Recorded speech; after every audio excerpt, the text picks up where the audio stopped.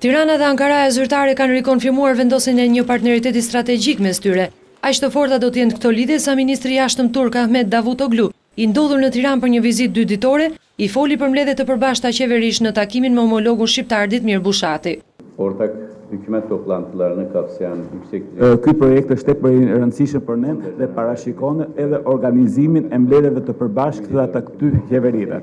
Kjo tregon rëndësinë që i kushtojmë marrëdhënieve me Shqipërinë. Dëshiroj të theksoj se çdo sukses i Shqipërisë në këtë kohë është sukses edhe për ne.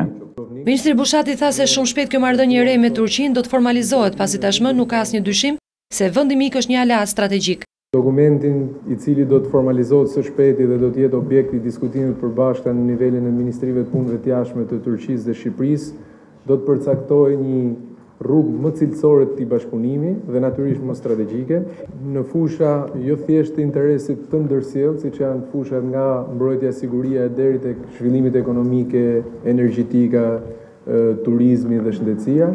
Gjatë ditës kryediplomati turk është takuar me kryeministrin Edi Rama e më pas me kryetarin e parlamentit Meta si dhe me presidentin Bujar Nishani.